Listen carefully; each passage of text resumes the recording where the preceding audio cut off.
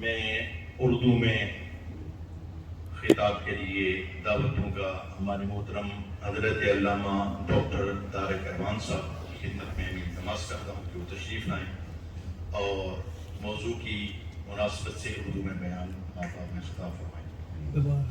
نعرہ تکبیر، نعرہ رسالت،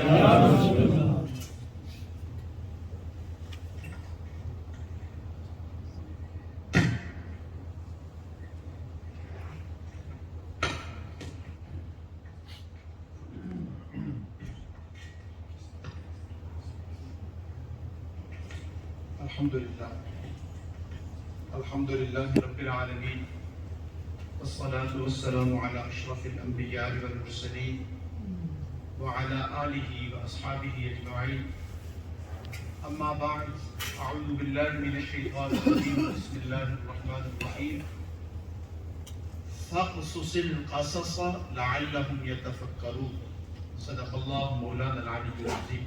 الصلاة والسلام علیکہ یا سیدی یا رسول اللہ وعلی آلہ واصحابہ یا سیدی یا حبیب اللہ۔ سامعین گرامی، ہم بزرگوں کا احترام کرنے والے ہیں۔ اللہ رب العزت ارشاد فرماتا ہے اپنے محبوب عالم صلی اللہ علیہ وسلم کو، محبوب انہیں آپ کس سے بیان فرمائیں تاکہ یہ غور و فکر کریں۔ او محمد صلی اللہ علیہ وسلم relate to them the stories of the previous people so they may be able to reflect.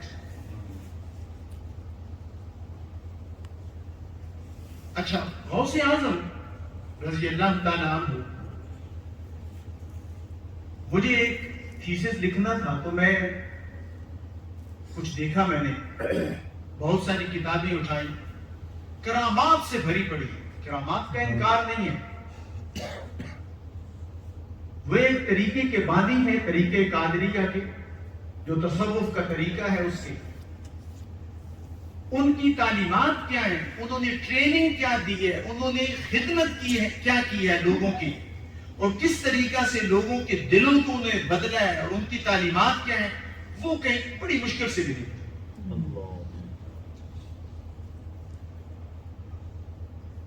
The miracles of the people, of course, they are very significant. But the pious people, the awliya kiram, what they have contributed, what they have educated, and their teachings, what can we learn from them? It is more important than the miracles. یہ ایک بڑی عجیب صورت ہے کہ ہم انہوں نے جو محنت کی ہے، جو تربیت کی ہے، وہ نہیں بتاتے۔ غوث پاک رضی اللہ تعالیٰ عنہ کو میں پڑھ رہا تھا، اور چونکہ وہ نہیں بتاتے، کوئی اوکھے کام ہے، مشکل کام ہے۔ جناب علی ایک وہ بانی پہ چل پڑے، بے شک ہمیں اسے کوئی انکار نہیں ہے، اس میں ایک بس تو سنتے ہیں، نعرہ لگ گیا، اور وہ تعلیمات جو آپ نے بیان کی ہیں اس پر توجہ نہیں ہوتی ہے۔ یہ ایک المیہ ہے ہمارا، یہ المیہ ایسے ہی ہے جیسا ہمارے ایجوکیشن سسٹم کا المیہ ہے۔ ہم قرآن حکیم پڑھاتے ہیں، 4-5 سال بچے ہمارے پاس ہوتے ہیں، سمجھاتے نہیں ہیں،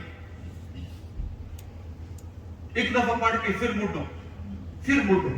پڑھانے والے لوگ بھی موجود ہوتے ہیں، لیکن اس کے باوجود ہم استعمال نہیں کرتے۔ We need to think about it۔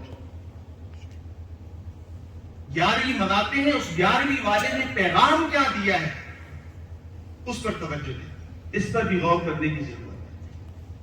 وہ زندہ ہے اپنی تعلیمات کی وجہ سے، اپنے مشن کی وجہ سے۔ غوث کا مطلب کیا ہوتا ہے؟ What's the meaning of Ghaus? There are difference of opinion. Some people say, of course, this is a status in the spiritual world. Different مقامات ہیں۔ غوث کا مطلب ہوتا ہے خدمت کرنے والا، اور بعض تو یہ کہتے ہیں کہ یہ آپ کو لقب دیا گیا تھا اس لیے کہ وہ لوگوں کی اتنی خدمت کرتے تھے، وہ لوگوں کے اتنے کام آتے تھے کہ غوث اعظم آپ کا لقب پڑ گیا۔ The Ghaus means the one who can help. And he was the greatest helper, Ghausia Azam. This is why it means. Because he was so beneficial. He was so supportive of the creation of Allah subhanahu wa ta'ala that he was entitled with Ghausia Azam, the great helper. وہ کدھر ہے؟ وہ جذبہ کدھر ہے؟ وہ اس کو بھی تو امپروو کرنا ہے نا. جو 11ویں والے ہم مناتے ہیں, اس کو یہ نہیں ہے کہ ہم منائے نہیں, بے شک یہ ایک بہت بڑی بابرکت چیز ہے, لیکن وہ کدھر ہے؟ میں ہر وقت آپ کو دھوکہ دینے کے لیے تیار ہوں, میں آپ کی مشکلات میں اضافہ کروں, میں آپ کے کسی کام نہ ہوں, تو میرا کیا تعلق ہے غوث اعظم رضی اللہ تعالیٰ عنہ کے ساتھ؟ اس پر بھی غور کرنا ہے. اچھا, غوث اعظم رضی اللہ تعالیٰ عنہ, he says, if you would like to travel on the journey, if you are the traveler of the journey of tasawwuf, tasawwuf کہتے ہیں پاک کرنے کو, ایک طریقہ ہے اللہ تک پہنچنے کا, رسائی حاصل کرنے کا. یہ 10 خصلتیں آپ کہتے ہیں تیرے اندر نہیں ہے تو تو اس راہ کا مسافر نہیں. کتنی خصلتیں؟ یار بول تو, کتنی خصلتیں؟ 10 خصلتیں. نعروں کی ضرورت نہیں ہے, سمجھیں اور دیکھیں کہ وہ خصلتیں ہیں ہمارے پاس. نہیں ہے تو ہمارا کیا تعلق ہے غوث اعظم رضی اللہ تعالیٰ عنہ کے ساتھ؟ نہیں, یہ یک طرفہ ہے نا. ادھر سے جو ہے بارگاہ غوثیت سے اس تعلق کی قبولیت ہے کہ نہیں, یہ بھی تو دیکھنا ہے نا. We say we are the people of Ghausia Azam, we love him, but he was the leader of this world, spiritual world. He says you have to improve these qualities. اور جس کے اندر نہیں ہے وہ فقیر بھی نہیں ہے, جس کے اندر یہ کوالٹی نہیں ہے وہ ولی بھی نہیں ہے. وہ یہ کہتے ہیں. اچھا, which are those qualities? سب سے پہلی جو چیز ہے وہ کہتے ہیں کہ اللہ کی نام کی توقیر کر اور بار بار قسمیں نہ کھا. اللہ کی قسم دنیا کے لیے کھانا نہیں, یہ وہ اتنا بڑا ہے اس کی قسم یوں ہی نہیں, یوں ہی اللہ کو درمیان میں گواہ بناتے ہو چھوٹی چھوٹی باتوں میں نہیں, قسم ہے وہ بہت بڑا ہے. Do not swear by the name of Allah subhanahu wa ta'ala, it is very great name. تو بار بار اللہ کی قسم پورا بھی کرنا ہے کہ نہیں, اللہ کو درمیان میں لاتے ہیں. فرمایا respect Allah subhanahu wa ta'ala and do not swear with the name of Allah subhanahu wa ta'ala even in the great matters. Think about it. اللہ کو اتنا وہ جو مرضی ہے بس اللہ کی قسم نہیں, یہ نہیں. احترام کرو, یہ بہت بڑی قسم ہے بھائی, اللہ کو درمیان میں گواہ بنا رہے ہیں.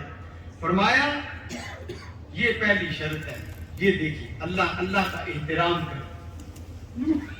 جو نہیں ہے تو فرمایا کہ پھر تو اس راہ کا مسافر. دوسری بات فرماتے ہیں, اگر تو اللہ کا قرب حاصل کرنا چاہتے, یہ تربیت کی ہے نا. This is how he trained his students. فرمایا کہ جھوٹ مزاق میں بھی نہیں کہنا. Do not tell a lie even in jokes. Do not tell a lie. جھوٹ نہیں بولنا, مزاق میں بھی جھوٹ نہیں بولنا. یہ کہتے ہیں دوسری صفت یہ ہے. This is the second quality of the person who would like to travel towards the destination which is Allah subhanahu wa ta'ala. The one who would like to achieve Allah's pleasure.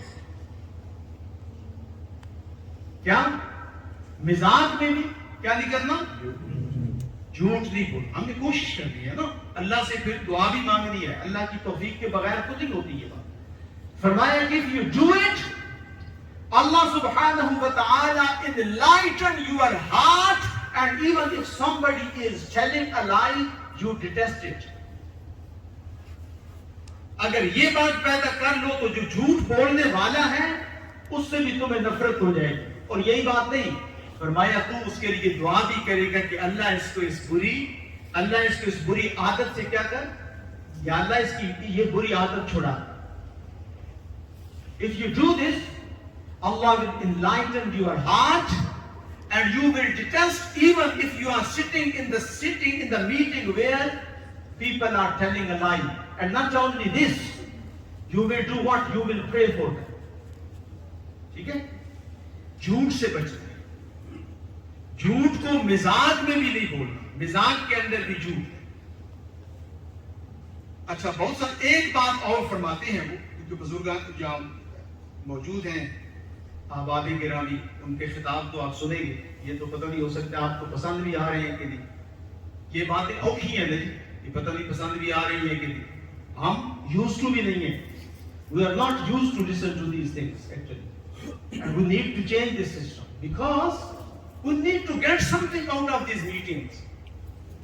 ایک ہی بات کہنے کہ ہم نے جھوٹ نہیں بولنا, غوث اعظم رضی اللہ عنہ سے تعلق پیدا کرنے کوشش کرنی, ایک دم تو نہیں ہوگا نا. Oh, but you cannot leave any habit just one like that, but at least we could try. اچھا, ایک بات اور فرماتے ہیں. وہ فرماتے ہیں کہ جو اس راہ کا مسافر ہے, کون سا راہ؟ اللہ کی راہ. جو اللہ والا ہے اس کے اندر یہ خوبیاں ضروری ہیں. ایک بات اور کہتے ہیں کہ کفر اور شرک کے فتوے نہیں لگاتا جو اللہ والا ہے. کیا نہیں کرتا؟ کفر اور شرک کے فتوے نہیں لگاتا. یہ کتاب پڑھی ہے, اس کے اندر موجود ہے, میں تو اپنی طرف سے نہیں کہہ رہا. کفر اور شرک کے فتوے لگانے والے کے دل کے اندر نفرت ہوتی ہے. فرمایا کہ تمہیں کیا پتا ہے کہ اللہ کی بارگاہ میں اس کا کیا مقام ہے؟ تمہیں کیا پتا ہے رات کے اندھیرے میں وہ کیا کر لے, وہ معافی دل چیر کر دیکھا ہے؟ دل تو چیر کر نہیں دیکھا. حضور نبی کریم صلی اللہ علیہ وسلم کی بارگاہ میں منافق بھی آتے تھے. کبھی کہا کہ یہ منافق ہے, اٹھ جاؤ. تو فرمایا کہ اللہ والا جو ہوتا ہے وہ کفر و شرک کے فتوے دوسرے پر نہیں لگاتا. وہ کتاب کے اندر لکھا. اچھا, آخری بات میرا ہے, the one who is the traveler of the destination of faqr, he does not give fatwa of shirk or kufr to the other people. ایک بات اور کرتے ہیں, بہت ساری ہیں, 10 تھی میرا خیال ہے, میں نے 4-5 بیان کرتا ہوں. فرماتے ہیں عاجزی,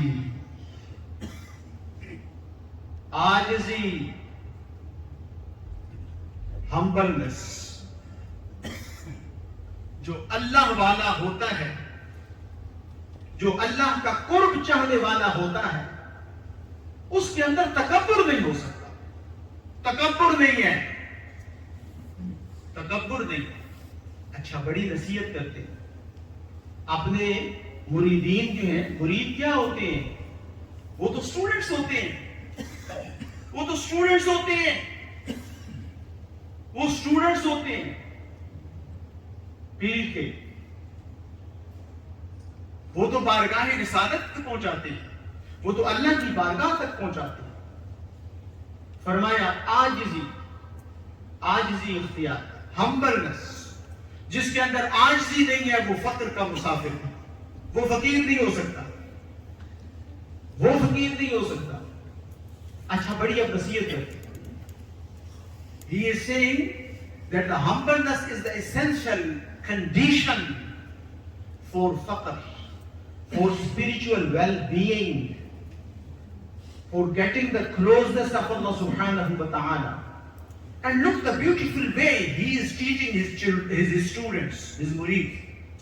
وہ کہتے ہیں دیکھو, اگر تو کسی کو دیکھے اور تو دیکھے اور اس کے اندر کوئی خامی ہو, اگر تجھ سے بڑا ہے تو تو یہ سمجھ کہ اس کو اللہ نے زیادہ موقع دیا, اس کی نیکیاں مجھ سے زیادہ ہوں گی.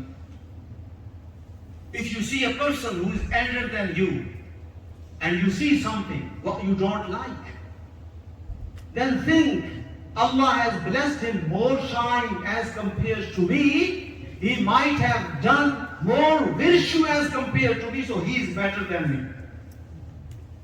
اور ہمبلنس کا یہی مطلب ہے نا کہ وہ مجھ سے بہتر ہے, میں کچھ نہیں. عاجزی اسی کو کہتے ہیں. آج یہ تو نہیں ہے کہ آپ پھٹے پرانے کپڑے پہن لیں اور جناب علی آپ کو فقر کا جو وہ کئی فقیروں کو فقر آیا وہ ہوتا ہے کچھ بھی نہیں، لیکن وہ کیا جناب علی نہ شریعت نہ علم نہ کچھ بھی، اور جناب علی وہ ہم سمجھتے ہیں یہ فقیر ہے. پھر اندر کی بات ہے، تواضع اندر ہوتی ہے. humbleness is in your heart, how you think. It's not the appearance, how you look like. You can be, a person can be the most pride person, and even he doesn't have even good clothes. It depends on your thinking. This is the humbleness. فرمایا کہ اگر بڑے کو دیکھو تو کہو اس کو زیادہ موقع ملا ہوگا، بھی دیکھی ہوگا. چھوٹے کو دیکھو تو اپنے آپ کو اس لیے بچاؤ کہ اس کی گناہ کم ہوں گے مجھ سے. یہ تربیت ہے، یہ تربیت ہے. اور پانچویں خصلت جو کہ آخری ہے فقیر کی، فرمایا کہ اس کی توجہ وہ دوسروں سے مستغنی ہوتا ہے. He doesn't have any sort of expectations. He doesn't have any sort of needs with others.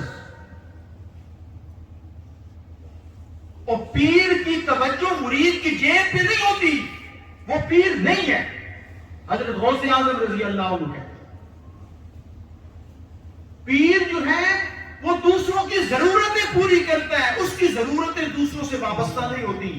جس کی ضرورتیں دوسروں سے وابستہ ہیں، غوث اعظم فرماتے ہیں وہ پیر نہیں ہے، وہ اس راہ کا مسافر نہیں ہے. He says, the one who is the traveler of this destination, who is a faqir, he doesn't have any sort of expectations with other people. Never. These are two opposite things. فقیر is the one who fulfills the needs of other people. فقیر وہ ہے جو دوسرے کی ضرورتیں پوری کرتا ہے، جو دوسرے سے ضرورتیں پوری کراتا ہے. وہ فقیر نہیں ہے، ہو سکتا ہے وہ ولی نہیں ہو سکتا. یہ اپوزٹ ہے اس کے. So this is what he is saying. So these are his teachings, some of the teachings. Subhanallah, some of the teachings. We need to understand how he serves the humanity, how he taught, how he prepared the group of the Sufiya. آپ کا بہت بڑا کارنامہ ہے، ایک پورا سلسلہ ہے جس کے آپ بانی ہیں. آپ نے تربیت کی ہے، اور جو آپ نے تربیت کی ہے، جو آپ کی تعلیمات ہیں، ان پر ہم نے عمل کرنا ہے. اسی لیے اگر ہم کریں گے تو ہم یقیناً غوث اعظم رضی اللہ عنہ کی بارگاہ میں مقبول ہوں گے، اور ہمارا تعلق ان کے ساتھ مستحکم ہوگا. اللہ تعالیٰ مجھے بھی تعلیمات غوث اعظم پر عمل کرنے کی اور ہم سب کو ان سے استفادہ کرنے کی توفیق نصیب فرمائے. آمین یا اللہ.